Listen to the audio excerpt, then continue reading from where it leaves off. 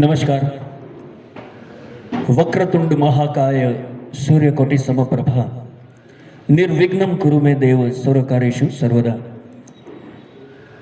माननीय जूनागढ़ जिल्लाना मुख्य जिला न्यायाधीश श्री बीजी दवे साहेब, एडिशनल सेशन जज श्री दामोदरा साहेब, श्री राणा साहेब, अन्य माननीय ज्युडिशियल ऑफिसर साहेब श्रीओ तथा खास अपना आमंत्रण ने मान आपी અને આયુર્વેદિક કોલેજમાંથી પધારેલા યોગાચાર્ય ડૉક્ટર અનિતાબેન કટારિયા તેમજ મારા વાલા બધા કલીગ્સ, આજે આપણે સૌ એકત્રિત થયા છીએ। આપણે સૌએ 21 જૂને યોગ દિનની ઉજવણી કરી, પરંતુ આ યોગા શા માટે કરવા જોઈએ, એનો શારીરિક અને માનસિક શું લાભ છે, એની આજે આપણે માહિતી ડૉક્ટર અનિતાબેન કટારિયા પાસેથી મેળવવાની છે।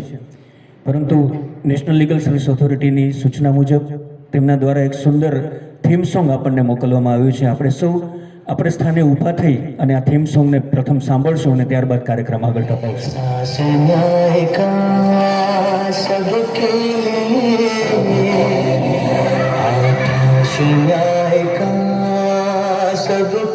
लिए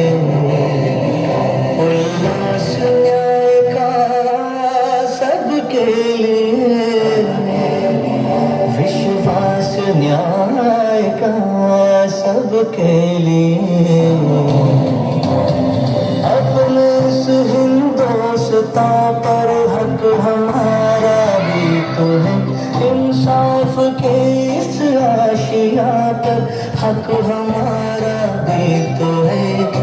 एक मिट्टी आसमां पर हक हमारा भी तो है, एक मिट्टी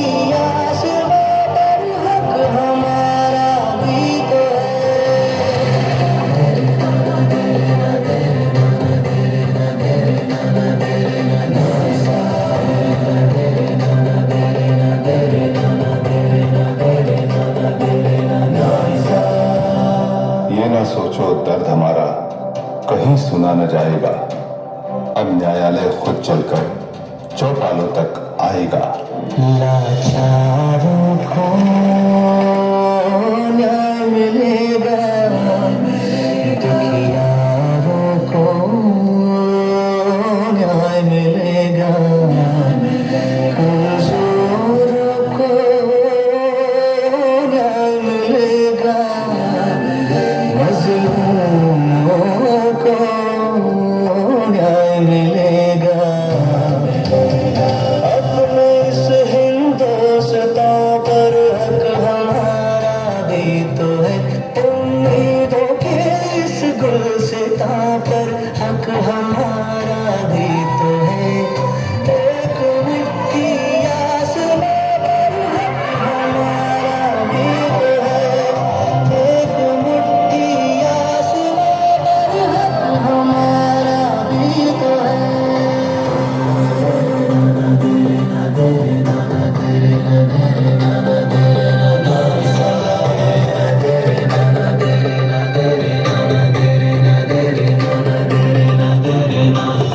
गरीब और कमजोरों को मुफ्त एवं सक्षम कानूनी सहायता के लिए प्रतिबद्ध विधिक सेवा प्राधिकरण नालसा, न्याय सबके लिए। डिस्ट्रिक्ट कोर्ट નો કોઈ પરિપત્ર આવે કે આપણે કમ્પલસરીલી કોઈ જગ્યાએ યોગ દિવસ માટે ભેગા થવું છે, તો આ ફક્ત યોગ નથી।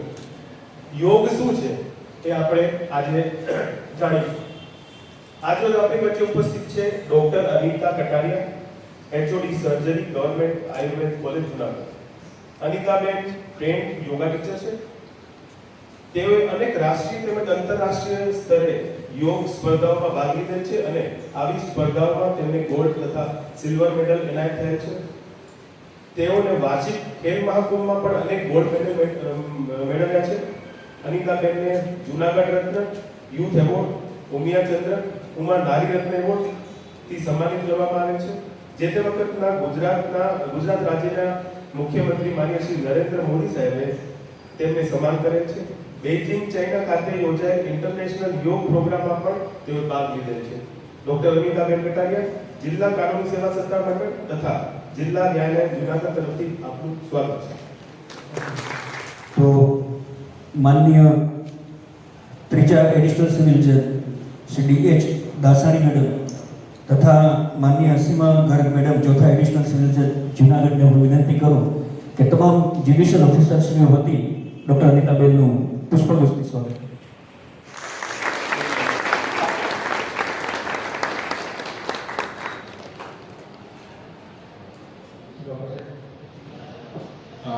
ડૉક્ટર સાહેબ અને વાલા સ્ટાફ મિત્રો, કોઈ પણ વસ્તુનું જ્યાં સુધી આપણે મહત્વ ના સમજીએ ત્યાં સુધી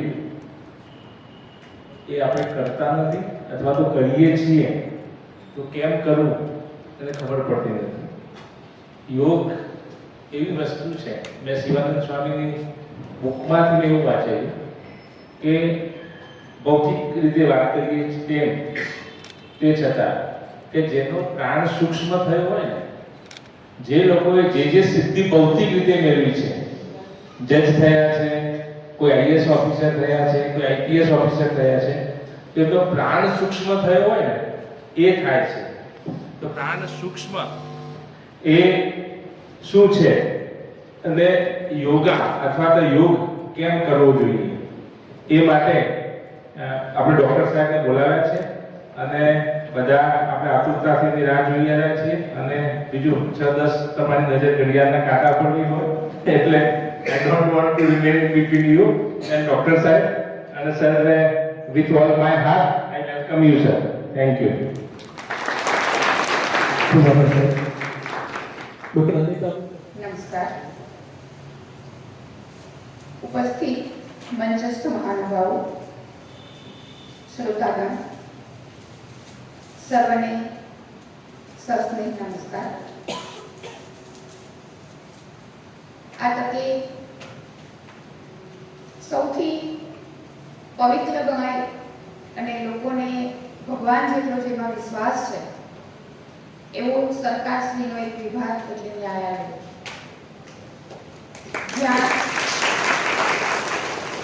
મને આપણા ભારતીય પ્રાચીન ઋષિમુનિઓ તરફથી લોકાર્પિત થયેલી વિદ્યા એટલે કે યોગ વિદ્યા એમના વિશે મારા નોલેજ પ્રમાણે જે કંઈ પ્રસ્તુત કરવાની તક આપવામાં આવી છે એ બદલ હું આપ સર્વેની આભારી છું. શરૂઆત કરીએ.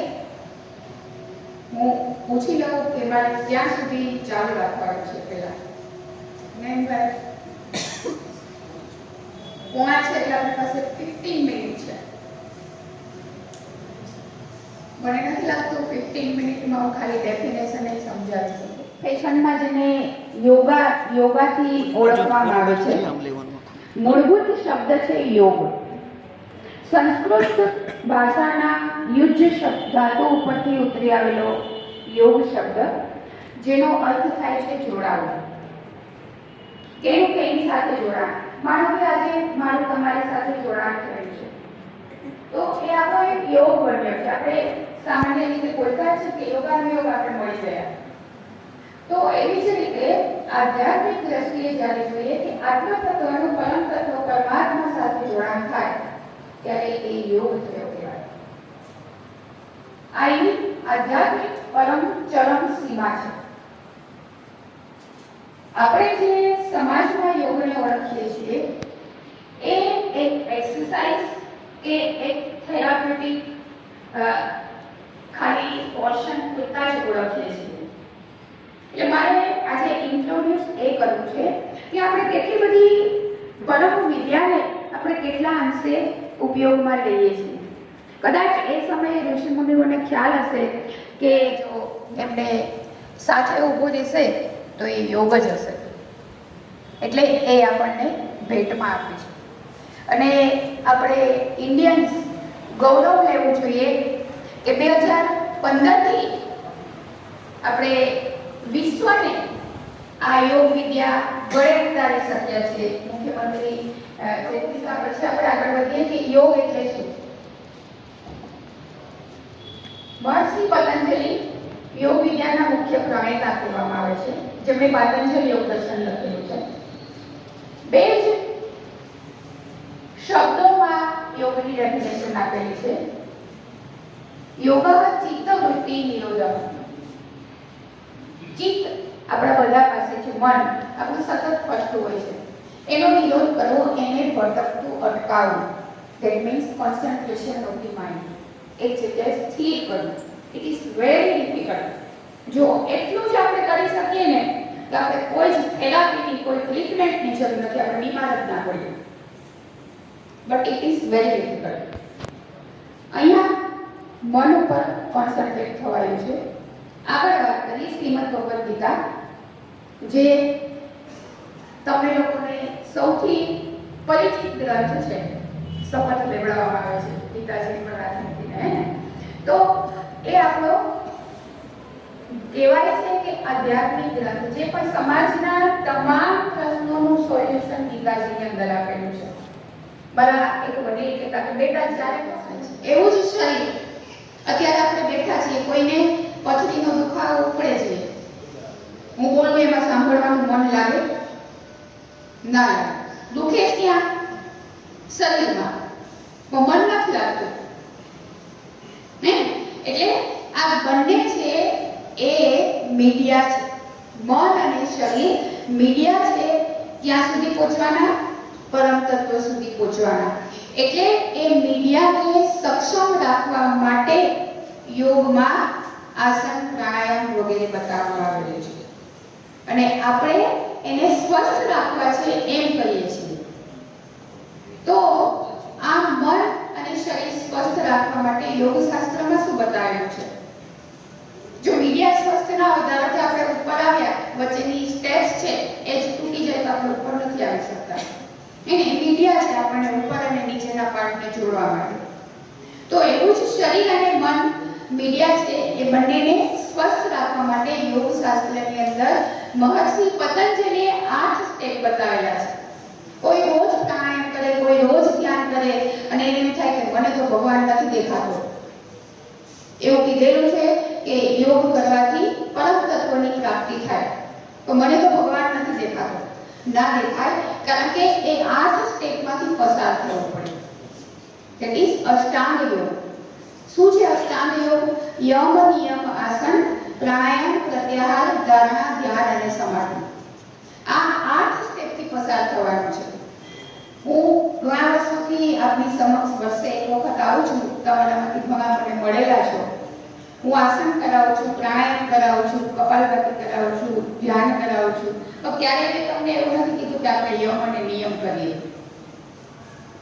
મહર્ષિ પતંજલિએ એમને પહેલા મૂકેલા છે, ત્યાંથી શરૂઆત થાય છે. વોટ ઇઝ યમ એન્ડ નિયમ? ઇન શોર્ટ આપણે જોઈએ તો યમ એટલે શું? આપણે યમ એટલે ડરીએ પેલા કાળા કપડાવાળા માણસથી, હે?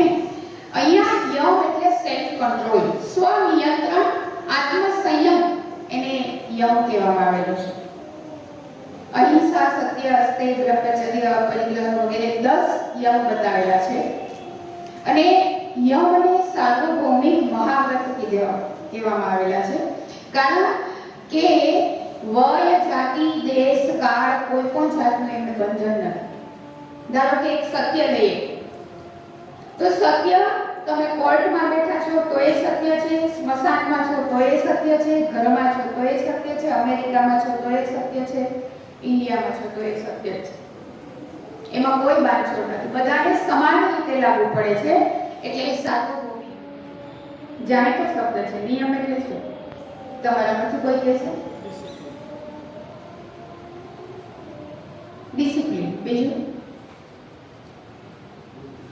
ગુજરાતીમાં એની ડેફિનેશન સમજાવી શકાય? લોંગ ટ્રાન્સલેશન ઓફ નિયમ વર્ડ. નિયમ એટલે વ્રત, કાયદો, અનુશાસન જેને કહીએ છીએ એ નિયમ છે. હે? નિયમ 10 બતાવેલા છે: તપ, સંતોષ, સ્વાધ્યાય, શૌચ વગેરે. પણ એ વ્યક્તિગત રીતે લાગુ પડે છે.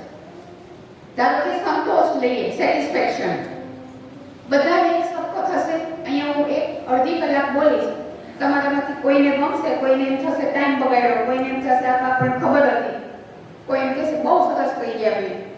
એટલે બધાના અલગ અલગ સેટિસ્ફેક્શન હશે, એ વ્યક્તિગત છે. બટ યમ અને નિયમ સંયુક્ત રીતે વ્યક્તિના વ્યક્તિત્વનો વિકાસ કરે છે. સંયમ, સદાચાર, સારું ચારિત્ર, ઉત્તમ સંસ્કારો વગેરેનું નિર્માણ યમ અને નિયમ દ્વારા થાય છે. જે આપણે કહીએ છીએ ને ઇન્ટરનલ પર્સનાલિટી, એ યમ અને નિયમના પાલનથી વિકાસ પામે છે. હજી આગળ કહું તો યમ અને નિયમ વ્યક્તિને યોગ કરવા માટે લાયક બનાવે છે. કોઈ વ્યક્તિ નિયમિત યોગ, તપ, ધ્યાન, સાધના કરતા હોય અને એનામાં સંસ્કાર ના હોય, એનું ચારિત્ર ઉચ્ચ પ્રકારનું ના હોય, તો એ યોગનું શું કિંમત? હે? એટલા માટે યમ અને નિયમ બેઝમાં મૂકેલા છે, પાયામાં. આપણી લાઈફસ્ટાઈલમાં આપણે જેટલા અંશે યમ અને નિયમનું પાલન કરતા થઈએ ને એટલું આપણું બોડી છે સ્વસ્થ રહે. કારણ કે યમ અને નિયમ છે ને આપણી એન્ડોક્રાઇન સિસ્ટમ સાથે સંકળાયેલા છે, આપણી રેસ્પિરેટરી સિસ્ટમ સાથે સંકળાયેલા છે, આપણી બ્લડ સર્ક્યુલેટરી સિસ્ટમ સાથે, ઇવન આપણી ડાયજેસ્ટિવ સિસ્ટમ સાથે સંકળાયેલા છે. આપણું મન ઉદાસ હોય તો આપણને ખાવાનું નથી ભાવતું, ખાધું હોય તો પચતું નથી. શું કામ? અને મજામાં હોય તો કેટલું બધું દાદી છે. તો આ બધી સાયન્ટિફિક ઇફેક્ટ છે આપણા બોડી અને માઇન્ડની. ડોક્ટર છું એટલે હું તમને વધારે સારી રીતે એક્સપ્લેન કરી શકીશ. તો આ રીતે યમ અને નિયમ પછી ત્રીજું સ્ટેપ આવે છે આસન. સ્થિરમ સુખમ આસનમ, જે બેઠકમાંથી સ્થિરતા અને સુખની પ્રાપ્તિ થાય. સ્થિરતા અને સુખ એટલે શરીર અને મન બંનેની સ્થિરતા. આપણે એક દોરીથી બાંધી દઈએ કે શરીર હલે જ નહીં, તો મનને બાંધવાનું દોરડું ક્યાંથી ગોતવું? પછી ક્યાંયથી નથી મળતું, ગમે એટલા રૂપિયા દઈએ તોય. એ તો દોડી જ જાય. જેવી આંખ બંધ કરીએ, જેવું શરીર સ્થિર કરીએ, એવું તો એનો વેગ વધે કે ઓહો, વાત જ નાખું. હે? તો આ મન અને શરીર બંને જ્યારે સ્થિર થાય છે ત્યારે આસન સિદ્ધ થયું કહેવાય. અને એ આસનની ફલશ્રુતિ છે ये आसने विजितम भवति जगत्त्रयं तेन विजितम भवति. જેને આસન જીતેલું છે એને ત્રણેય જગત ઉપર વિજય મેળવી લીધેલો છે. ગંગા સતી અને પાનબાઈના ભજનો જો સાંભળેલા હોય, સમજેલા હોય, તો ગંગા સતીએ પાનબાઈને 52 ભજનમાં જિંદગીના તમામ રહસ્યો બતાવી દીધા છે. તમામ રહસ્યો. વીજળીના ચમકારે મોતીડા પરો પાનબાઈ, એ ભજન જાણીતું છે, બધાએ સાંભળ્યું હશે. શું કહે છે? એમ તો કેવું એવું થોડું છે કે એક ચમકારો થઈને મોતીમાં તમે સોય પરોવી દો. એનો મીનિંગ શું છે કે આપણી લાઈફમાં few seconds, few minutes, few hours એવી છે કે જેમાં આપણે સત્કાર્યો કરી શકીએ. તો એ સમયને તમે સદુપયોગ કરી લો, વાપરી લો. અચાનક અંધારા થશે, ગમે ત્યારે આપણે અહીંથી જવાનું આવશે. જોતરે જોતામાં દિવસો વયા જશે, 21,600 પૂરા થશે. શું છે 21,600? 21,600 આપણા એક દિવસ અને રાતના શ્વાસ કેટલા હોય? વેના ખબર છે ને કે શ્વાસ આપણા માટે કેટલો કિંમતી છે, છતાંય આપણને ટાઈમ નથી શ્વાસ પ્રત્યે ધ્યાન દેવાનું. પણ એ જ શ્વાસમાં ગડબડ થાય અને પેલા ઓક્સિજન સિલિન્ડરના પૈસા ચૂકવવાના થાય ને ત્યારે એમ કે મેડમ હવે પ્રાણાયામ કરાવો. ત્યારે આપણે ધ્યાન દઈએ. ગોડ ઘેરાઈ ગયો હોય ત્યાં સુધી તો ટાઈમ નથી પાછું વળીને જોવાનું. જે માલ હોય માલ, મીટર વિનાનું છે, કોઈ બિલ આપતું નથી. તો આ 21,600 તમે કાઉન્ટિંગ કરજો. એક દિવસના આપણા શ્વાસ છે 16 થી 18 શ્વાસ હોય, એમાંથી તમે 21,600 નું ભાગાકાર કરી કરજો. 1 મિનિટના શ્વાસ નીકળશે. એ ગંગા સતી કઈ મેડિકલ કોલેજમાં ભણવા ગયા હતા, છતાં એને ખબર છે. ડોક્ટરને ખબર નહીં હોય કે આખા દિનના કેટલા શ્વાસ થાય, ગંગા સતીને ખબર છે. એટલે એને 52 ભજનમાં જિંદગીના તમામ રહસ્યો સ્વાસ્થ્ય આપી દીધા છે. સૂર્યમાં ખાવું ને ચંદ્રમાં જળ પીવા, આપણી નાડીઓનું જ્ઞાન એમ આપેલું છે. ડાયજેશન કેમ થાય, હોર્મોનલ સિક્રેશન કેમ થાય, તમામ બાબતો એમ આપેલી છે. હવે તમે એ વચનો વ્યવસ્થિત સાંભળજો, એક એક શબ્દ સમજજો. તો વાત આપણે કરતા હતા આશ્રમની, જગત ત્રણે જીતાઈ જાય છે, જેનામાં કોન્ફિડન્સ ડેવલપ થાય છે અને દુનિયા ગમે તે કરે કોઈ વસ્તુની બીક નથી, નિડર બની જાય છે. ત્રીજું સ્ટેપ બહુ ટૂંકમાં હું જાઉં છું, પ્રાણાયામ. પ્રાણ અને આયામ. પ્રાણ એટલે આપણે જે શ્વાસ લઈએ છીએ એટલું સમજીએ આપણે સિમ્પલ, અને આયામ એટલે વિસ્તાર વધારો. પ્રાણને પ્રબળ બનાવો. કહેવાય છે જેનો પ્રાણ પ્રબળ એનું વ્યક્તિત્વ પ્રભાવશાળી, ઇન્ટરનલ પર્સનાલિટી એની ડેવલપ થાય છે પ્રાણાયામથી. પ્રાણાયામે પાતકમ. જ્યારે પ્રાણ પર કંટ્રોલ મેળવાય છે ત્યારે પાતક એટલે પાપ. પાપ એટલે શરીર અને મનના સંતાપો, રોગો, એના પર વિજય મેળવાય છે. જ્યારે પુરાણોનો અભ્યાસ થાય ને ત્યારે શંકર અને પાર્વતીનો એક સંવાદ છે. દેવી પૂછે છે કે હે દેવ, મનુષ્યના જીવનમાં એવું કયું તત્વ છે કે જે મૃત્યુ પર્યંત તેમની સાથે હોય? અલગ પાડેલો ભાગ છે. ટુ બી ફ્રેન્ક, મેં ક્યારેય વિપસ્યનાની સેશન કરી નથી, શિબિરો કરી નથી, એટલે હું એમના વિશે તમને બહુ ડિટેલ કંઈ જ નહીં કહી શકું. પણ યોગમાંથી અમુક વસ્તુઓને પદ્ધતિસરની ગોઠવી અને સમાજને ગમે એવી પદ્ધતિથી મૂકેલો એક ભાગ છે, જેમ કે વિપસ્યના છે, 3SRP છે વગેરે. મેં જે વાત કરી એ એકચ્યુઅલ સાયન્ટિફિકલી અને આધ્યાત્મિક દ્રષ્ટિએ જે યોગ વિદ્યા છે, મહર્ષિ પતંજલિ પ્રેરિત એ યોગ વિદ્યાની મેં વાત કરી.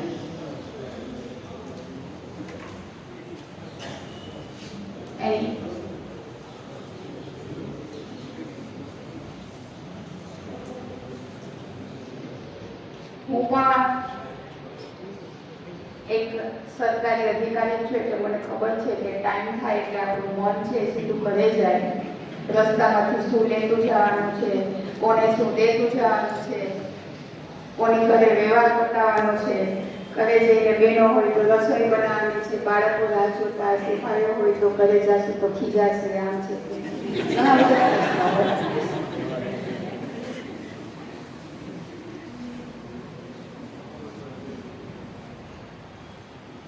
ઓકે, ફરીથી આપ સર્વેનો ખૂબ ખૂબ આભાર. સર્વાંગ સફળતા માટે આપણા સુકાની શ્રી જિલ્લા કાનૂની સેવા સત્તા મંડળના ચેરમેન શ્રી અને જિલ્લાની એડી સાહેબ શ્રી દવે સાહેબનો મારા તથા ઉપસ્થિત તમામ શ્રોતાગણો ગણો વતી હૃદયપૂર્વક આભાર માનું. સાથે સાથે જિલ્લા કાનૂની સેવા સત્તા મંડળના સેક્રેટરી શ્રી ચંદનાની સાહેબ અને એમના સ્ટાફનો પણ આ કાર્યક્રમના સુચારુ આયોજન માટે તમામ ઉપસ્થિત શ્રોતાગણો અને મારા વતી હૃદયપૂર્વક આભાર માનું. શ્રોતાઓ વિના કાર્યક્રમની સફળતા શક્ય બને એમ હતી નહીં, કારણ કે આપ સૌએ એકાગ્રતાપૂર્વક મેડમનો લેક્ચર સાંભળેલો છે. વિશેષમાં અંતે વારંવાર જેઓના જ્ઞાનનો લાભ આપણે મેળવેલો છે અને હજી પણ એવું થાય કે આપણે ઘણું બધું એમની પાસેથી મેળવવાનું બાકી છે, એવા શ્રી અનિતાબેન કટારિયા કે જે છેલ્લા 4 વર્ષથી આપણે ન્યાયતંત્ર માટે 21 જૂને યોગ દિવસ દરમિયાન એમની સેવા બજાવે છે, એમનો આભાર માનું છું. સાહેબશ્રી આપણને જીવનના ઘણા બધા એવી મહત્વની બાબતોથી વાકેફ કર્યા, કારણ કે આપણા મનમાં એક એવી શંકા હતી કે યોગ એટલે આસન અને પ્રાણાયામ, યમ નિયમ પ્રત્યાહાર ધ્યાન ધ્યાન, આ વસ્તુ આપણે આજે જ જાણી કે યોગના આટલા 8 અંગો છે. યોગ શબ્દ છે એ આપણે જાણીએ છીએ કે મેં થોડુંક મારી રીતે રિસર્ચ કર્યું, મને પણ આમાં થોડુંક કંઈક નયનભાઈનો ફોન આવ્યો કે આપણે આભાર વિધિ કરવાની છે, તો થોડુંક મારી રીતે રિસર્ચ કર્યું. એટલે જે મેડમે કીધું એનું થોડુંક ફરીથી આપને હું ધ્યાન દોરવા માંગુ છું. યોગ શું છે તો કે કોઈ પણ વ્યક્તિ પોતાના પ્રતિ પૂર્ણ રૂપે સજાગ થઈ જાય અને આત્મ સ્વરૂપમાં સ્થિર થઈ જાય, અથવા એવો બોધ તેને થાય કે આ શરીર છે એ પંચમહાભૂતનું બનેલું છે અને તે નષ્ટપ્રાય છે અને તે પરમાત્માનો અભિન્ન અંગ છે, આત્મા છે. આ યોગ છે. યોગ શબ્દમાં જ આવે છે કે આપણે જીવ અને શિવનું જોડાણ. બીજું, અલગ અલગ યોગીઓ આચાર્યોએ યોગના અલગ અલગ અર્થઘટનો કરેલા છે, પણ દરેકનો સારાંશ એ જ છે કે પરમાત્માની સાથે સંયોગ માણસનો, આ યોગ છે. ભગવાન કૃષ્ણએ એમ કીધું છે કે સુપાત્રને જ હું મળીશ, જ્યારે બુદ્ધ અને પૈગંબરે એમ કીધું કે હું તમને સુપાત્ર બનાવીશ. એટલે યોગનું જ્ઞાન મેળવવા માટે પહેલા આપણે સુપાત્ર બનવું પડે. જે મેડમે અષ્ટાંગ યોગની વાત કરી તો એમાં પહેલો યમની અંદર આપણી જાતને આપણે નૈતિક રીતે સજાગ બનાવવાના. યમનો અર્થ એ છે નિયમમાં આંતરિક સંયમ. આસનમાં આપણી સ્થિર મુદ્રા, એટલે આપણું પોસ્ચર વ્યવસ્થિત હોવું જોઈએ. આપણે નીચા નમેલા બેન વળેલા દેખાય તો એક આપણી આભા અલગ થાય. જ્યારે આપણે આપણું પોસ્ચર સ્ટ્રેટ હોય આમ લાગે તો કે ભાઈ આ સુદ્રઢ વ્યક્તિ છે, એની અલગ આભા હોય છે. પ્રાણાયામમાં આપણે શ્વાસનું નિયમન કઈ રીતે થાય એ આપણને સાહેબે સમજાવ્યું. પ્રત્યાહાર, ધ્યાન, ધ્યાન અને છેલ્લે સમાધિ, કે જ્યારે જે ધ્યાન કરીએ છીએ એની સાથે જ આપણે વિલીન થઈ જાય છે. સાકર જે રીતે દૂધમાં વળે એ રીતે આપણું તત્વ છે એ જેના ધ્યાનમાં છીએ એમાં આપણે એક થઈ જાય છે. મહર્ષિ પતંજલિએ યોગ સૂત્રમાં ચિત્તવૃત્તિ નિગ્રહની જે વાત કરી, એટલે યોગ કરવાથી આપણી જે ચિત્તની મનની વૃત્તિઓ છે એનું સમન થાય છે, એનો નિરોધ થઈ જાય છે. આવી જ વસ્તુ મહર્ષિ વ્યાસે સમાધિ કીધી. મહર્ષિ પતંજલિ પહેલા ભગવાન વેદ વ્યાસે પણ યોગને સમાધિ કીધેલું છે. આપણા ઉપનિષદ પૈકીનું કઠોપનિષદમાં પણ બુદ્ધિ સ્થિર થઈ જાય એને યોગ કીધેલો છે. અને ભગવાન શ્રી કૃષ્ણએ ભગવદ્ ગીતામાં કીધું છે કે યોગસ્તગુરુ કર્માણી સંગત્ય સ્તુત્વા ધનંજય સિદ્ધેય સિદ્ધયો સમભૂત્વા સમત્વમ યોગ એ ગીતા 45મા શ્લોકમાં યોગમાં સ્થિર થઈને કર્મના ફળનો ત્યાગ કરે અને સિદ્ધ અસિદ્ધમાં સંમત થઈ કર્મોને કરે. એટલે કે સમતા જ યોગ છે એવું ભગવાન કીધું. વધુમાં અધ્યાયમાં યોગ કર્મસુ કૌશલમ, આપણે દરેક જગ્યાએ આ સાંભળતા હોઈએ. ભગવાને અનાસક્ત ભાવથી પોતાનું કર્તવ્ય કરીએ રાખવું અને કુશળતાથી કરવું એવું આપણને ગીતાજીમાં જણાવ્યું છે. યોગનું શારીરિક મહત્વ પણ સાહેબ આપણને સમજાવ્યું કે આસન પ્રાણાયામથી શારીરિક સ્વાસ્થ્ય અને શારીરિક શક્તિ વિકસિત થાય છે અને આપણું માનસિક, એવું જ યોગનું માનસિક મહત્વ પણ છે કે સ્મરણ શક્તિમાં વૃદ્ધિ થાય છે અને આપણી બુદ્ધિ વિકસિત થાય છે. આધ્યાત્મિક મહત્વ જોતા મોક્ષની પ્રાપ્તિ થાય છે. યોગ સાધનાથી આપણી ચંચળ ઇન્દ્રિયો અંતર્મુખી બને છે અને દિવ્ય દ્રષ્ટિ પ્રાપ્ત થાય છે. મોક્ષ ઈશ્વરની પ્રાપ્તિ માટે આપણે આ દિવ્ય દ્રષ્ટિ કેળવીએ તો જ ઈશ્વર દેખાશે. આપણે નરી આંખે ઈશ્વર દેખાવાના નથી. સામાજિક અને પારિવારિક રીતે જોઈએ તો પારિવારિક વિકાસ થાય છે. પરિવારમાં તપસ્યા, સંયમ, ત્યાગ, શ્રદ્ધા, વિશ્વાસના ગુણો જાગે છે. લોભ, મોહ, અહંકાર વગેરે જે ત્યજવા જેવા દુર્ગુણો છે એ આપણાથી ત્યજાય છે અને વિવેકી અને નમ્ર બનીએ છીએ. યોગનું સામાજિક મહત્વ જોતા સંસ્કારી અને ઉત્તમ ચરિત્ર વાળા વ્યક્તિ બનવાથી આપણો દેશ પણ એક ઉત્તમ સમાજ અને એક ઉત્તમ દેશનું નિર્માણ આપણાથી થશે અને વ્યક્તિ સ્વાસ્થ્ય રહે તો આર્થિક વિકાસ પણ થાય. એટલે ભગવાને ગીતાજીમાં યોગનું મહત્વ અધ્યાય 6માં કહેલું છે એ જણાવી અને સાહેબશ્રીનો આભાર માનીને હું વિરામ આપીશ. તપસ શ્લોક કટ ભગવાને અર્જુનને કીધું કે યોગી તપસ્વીઓથી શ્રેષ્ઠ છે, માત્ર શાસ્ત્ર જાણનાર અનુભવ રહિત જ્ઞાનીઓથી પણ શ્રેષ્ઠ છે, કર્મકાંડીઓથી પણ યોગી શ્રેષ્ઠ છે. એટલે હે અર્જુન, તું યોગી બન, કારણ કે યોગ વિદ્યાના અનુસરણથી મનુષ્ય જીવનના મુખ્ય ઉદ્દેશ મોક્ષને પ્રાપ્ત કરી છે. આપણા બધાના જીવનનો છેલ્લો મહત્વનો આપણા જે 4 કર્મ છે એમાંથી આપણે મોક્ષ છે એ છેલ્લે આવેલું છે. એટલે જીવનમાં કંઈક નવા વિચારને, નવી દિશાને સાહેબ શ્રીના લેક્ચરથી આપણને વેગ મળ્યો છે. સારા ભવિષ્યમાં પણ આપણે આ માહિતી જ્ઞાન આપણા ભવિષ્યમાં પથદર્શક બનશે. યોગના માધ્યમથી આપણે તમામ નૈતિક સંયમ જાળવી કર્મના સિદ્ધાંતમાં ફળનો ત્યાગ કરી, કારણ કે આપણે બધા કર્મચારીઓ છીએ એટલે કર્મના સિદ્ધાંતમાં ફળનો ત્યાગ કરી આપણા કાર્યક્ષેત્રમાં વિકાસ કરવા પ્રોત્સાહિત બનશું. તેથી વક્તાશ્રીનો મારા વતી, આપના વતી, સમગ્ર જૂનાગઢ જિલ્લા ન્યાયતંત્ર વતી ખૂબ ખૂબ આભાર માનું છું. અને મને સાંભળવા બદલ આપનો પણ ખૂબ ખૂબ આભાર.